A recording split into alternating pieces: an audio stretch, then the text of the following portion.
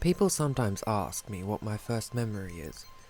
Invariably, I lie, because I'm prone to avoid the explanation of what comes with the truth. Maybe from now on, if someone casually asks me, "What's your first memory?" I will reach into my bag and there will be copies of this story, and I will just hand one over. As they read it, their face will morph from confusion into the furrowed brow of concern, and finally into the drop-jawed bewilderment that accompanies real fear. In passing, I tell people that my first memory was of me standing on a stool in front of my kitchen window. It was just after dusk in winter, and from where I stood, I could make out the black limbs of the skeletal beech tree that loomed across from the driveway. While that is indeed a real memory, that is not my first one. If you want to hear about that, here it is. There was an unfortunate series of incidences that happened in town where I grew up during the summer of 1989. By incidences, I mean murders. I'm not talking about your run-of-the-mill bar brawl gone too far, or the act of passionate revenge. No, the events that happened in Middleton were far more grotesque, even more so because the victims were children. I don't remember the heat wave that had swept over Middleton that summer, the pink droplets of melted ice cream on the simmering pavement, or old men reclined in their overstuffed chairs in shady living rooms. These precious details were told to me through family members and friends of parents. They all, to this day, say it was the hottest summer they have ever lived through. To make the weather even more unbearable, there were weekly brownouts that year due to some oversights at the electric plant in Salem. As a result, homes and businesses would go for hours at a time without air conditioning. Popsicles were promptly sold out in every business afternoon. Magazines and newspapers weren't read that summer. They were brought to be used as makeshift fans. It seems that the only place where air conditioning still remained during these outages was the car. I've been told by relatives that it was not uncommon during that summer to find neighbours lounging back in their parked cars with the windows up, drinking a beer and listening to the radio. At times it was the only escape from the unbearable humidity and heat. That's why, when mothers would go shopping, it became impossible to pull their children from their cars. After all, the kids knew that inside of whatever clothing or grocery store their mother had taken to was probably as hot, if not hotter, than the parking lot. The coolest and best place to be was the car, the windows rolled up, and that gentle, whispering wind seeping through the vents. With this setting in mind, you can understand how Mr. Teeth, as he was later called by the newspapers, had his pick of the litter, so to speak. He knew that at any given lot outside of a busy grocery or department store, there would be at least 2 or 3 cars where the children had been left inside. One such car was parked outside of the market basket on the afternoon of June 3rd. Within sat Jeremy Hager, a freckled 8-year-old with the penchant of action figures. When Jeremy's mother returned from her quick dash for butter, she found the back right door of the vehicle ajar, a Darth Vader doll left abandoned on the back seat. News of the disappearance radiated through the town after the following week up until the day when a jogger noticed a small black Reebok laying in the grass on the edge of the reservoir. Not long afterward, Jeremy's body was pulled from the brown water and sent to the morgue. It was there that doctors noted what appeared to be bite marks on the boy's arms and neck. Victim number 2 was Amanda DeMiller, a girl of 7 who had fallen asleep on her way home from the shopping with her mother on July 18th. As was common in those days, a parent might leave their sleeping child in the car once home. Britta DeMiller, Amanda's mother, later told police that with the house being as hot as it was, she thought Amanda would sleep better in the car with the sliding door left open. At some point, Mrs. DeMiller looked out the window to see that Amanda was no longer in her seat. The family lived on a fairly wooded road leading into the forest of Middleton. Neighbours were widely separated from each other. Mr. and Mrs. DeMiller spent all of that night scouring the narrow back roads, knocking on the doors of occasional houses. After 3 days of search, a local boy found Amanda's body slumped in the corner of his treehouse. Her throat was purple from strangulation and covered with bike marks. Her shoes were on the wrong feet.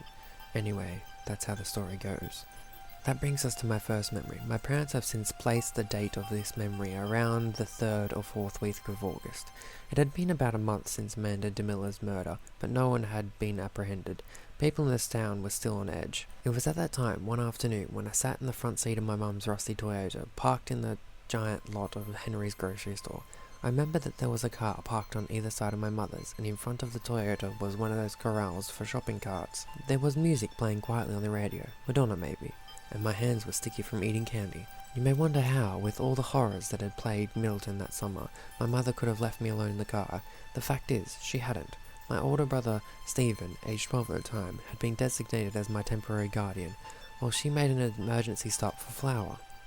It was this temporary guardian who decided that it would be a perfect opportunity to run into the bookstore nearby to buy a deck of collectible cards. Before he dashed out of the back seat, I remember him saying something like, "Don't go anywhere." So I sat there, waiting for one or both of my family members to return. It was then that I saw him, and this is the part which is clear, even to this day. The halogen lamps had just come on all across the lot. They cast a greenish glow from just being turned on. The sky beyond the pines that bordered the market was streaked with pink and purple. Must have been around 7:30.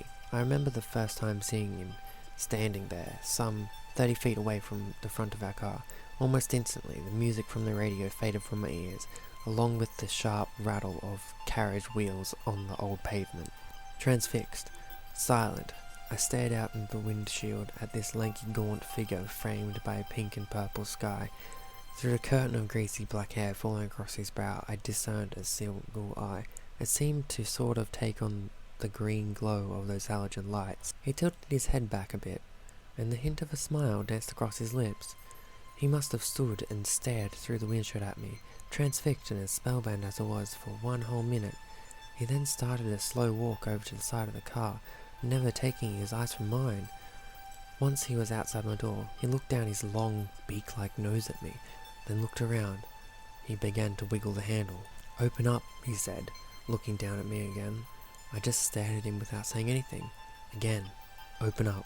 His long, skeletal fingers left the door handle and started to dance across my window, tapping here and there.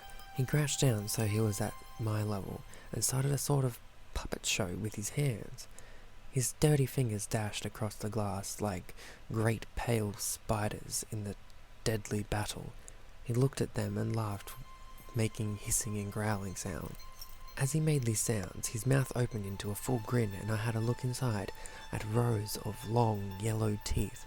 They are, to this day, the longest and largest teeth I have ever seen. There were gaps between them that reminded me vaguely of dirty piano keys. He seemed to be completely immersed in his spider battle, giggling and clawing at each of his hands. At one point, he noticed that my window was open just a crack at the top. He looked up, grinning with those mighty teeth, and clawed one of his hands, spiders, up to the space. I was openly sobbing at this point. He managed to squeeze the tips of 4 fingers through the opening. I caught a greasy whiff of unwashed clothes mingled with sweet scent of blood. "Come on, open up," he said, in a whiny, pleading voice. "Open up." He said this same sentence in a dozen of different voices, from a girly pitch to a thick lumberjack one. By sheer luck, the woman who parked on the passenger side of our car returned, with all 4 of her noisy kids in tow. Upon seeing her, the man scurried off into a ducked walk towards the cart corral, where he smoothly stood straight and walked off into the parking lot, but not before looking over his shoulder, gnashing those massive teeth, and catching me with one final blood-chilling stare.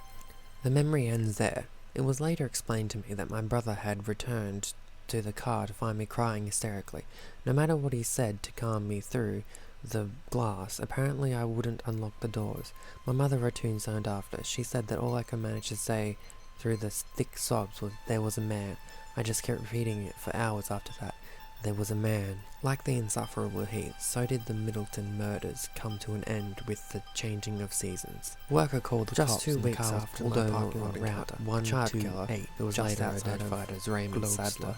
While age 29, was caught after taking a young girl from a birthday party at a roller rink in Beverly. A worker on his coffee break on the coffee table adjacent the day after saw a thin man lead the girl out the back door. There, in a large, blown-up attempt to force her into a ghastly face I had seen, just inches from mine with only a layer of glass separating us. Apparently I didn't make it to school the day I saw the newspaper on account of couldn't stop screaming. Knowing that I had almost been a victim myself, my family and the people around Middleton weren't willing to tell me anything about the serial once I grew curious. years later. I suppose they didn't want to freak me out more than I already was, so in high school I did some of my own research. I learned that the Boston Globe had first coined the name Mr. Teeth, both on account of Mr. Sadler's unusually large incisors and his habit of biting the skin of his victims. His means of killing was almost exclusively strangulation. Due to his being diagnosed with paranoid schizophrenia, Sadler was often delusional. As a result, his story regularly changed. However, after being asked several times, the number of murders he confessed to, while varying, never went above 10. It was also noted in research on Sadler that he had only hunted in the summertime. Some speculation is that this was because of easy access to children who had been left in cool cars when their parents went into shop. Others suggested that the hot weather triggered something inside of Sadler, something that lay dormant during the fall and winter, then awoke once temperature hit 80. Who can say? The years have softened that first memory a bit. I'm almost 40 now, and while that hideous grin isn't quite as distinct as it used to be, I still see it sometimes when I wake up at night, usually in the warmer months. Someday, one of my two girls, who know nothing of the summer of '89, may ask when they're older, "Hey Dad, what's your first memory?"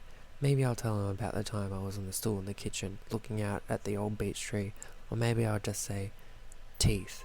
I remember teeth." Credit to Daniel Boyes.